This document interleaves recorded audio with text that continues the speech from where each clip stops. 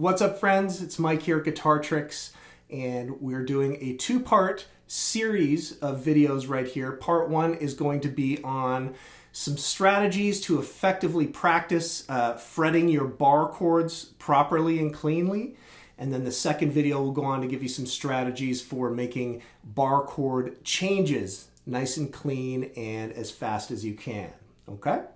So when we first start out playing guitar, we learn our open chords and then we move on to bar chords. Bar chords are important because they are movable and you can move them around the neck and play them in any key, okay? Now, one of the things is that the first chord that we learn that's a full bar chord is the full F chord, okay? This is down at the first fret, okay? And when we first try to get our fingers to do that, it's pretty tough, okay? And one of the reasons is that the frets are kind of wide down here by the nut, okay? So when we're first trying to get our fingers programmed and get our muscle memory to loosen up around that shape, what I suggest doing is coming up to the 8th or 10th position up here, okay? The frets are a little bit closer together, might make your fingers grab this chord a little bit easier. So I'm going to start off at the 8th fret and do a C major bar chord, okay? So this is the F shape just moved up so that the root note is C. That's the 8th fret of the low string. So I've got my index finger barred down on the 8th fret. I'm adding the 10th fret of the A and D strings and the 9th fret of the G string, okay?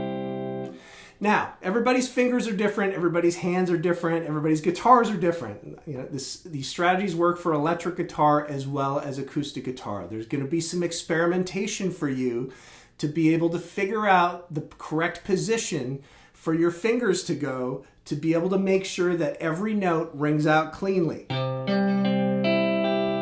Okay? That is the gauge right there. Okay? So if you start with this bar chord shape and you check each note, and you get this kind of thing, it means you have to make an adjustment, okay?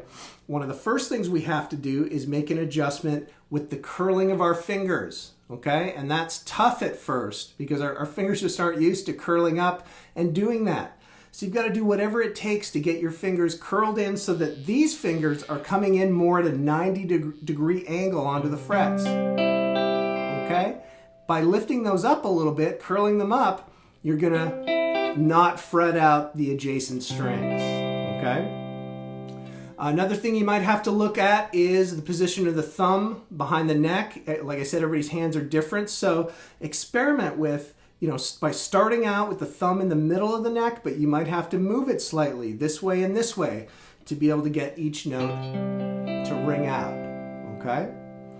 What about the position of the index finger? Look at, I can slide this up and down right here, okay? Sometimes if you've got this in the incorrect position, in between the knuckle, there's a space where the string can fret out that note, okay? So we just simply slide it up to make sure we get flesh on that B string so those notes are ringing out. So just experiment with where the index finger is going. Remember, arch these fingers, okay?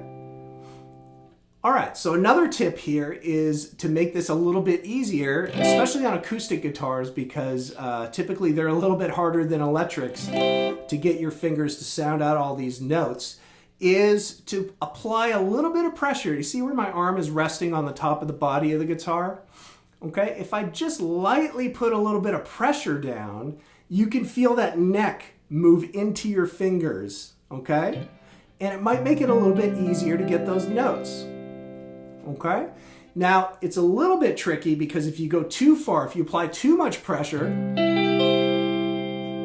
you can hear the pitch is affected a little bit, so you don't want to go too much, just enough maybe to give you that extra little push over the cliff to be able to get each note to ring out nice and cleanly, okay?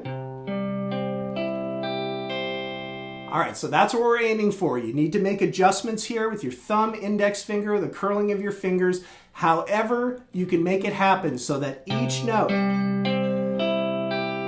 when you pick it individually, rings out nice and clear, okay? Once you find that, here's the critical thing on how to practice it. Once you find it, intentionally try to just memorize how that all looks. What's the position of my fingers, okay? And then boom, go off, okay? Then try it again. Try to get your fingers on that shape that allowed you to get every note to ring out. Try to get it as quickly as possible. Check it again, make adjustments, then off. Keep doing it. It's the repetition that's going to break down the resistance in your muscles, the resistance in your fingers, making a little more programming some muscle memory in there to be able to just grab this chord cleanly every time. Okay? It takes some practice.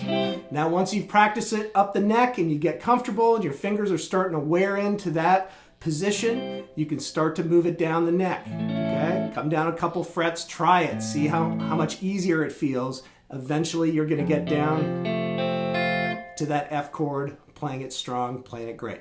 All right, so experiment, have fun with it, and we'll see you on the next one.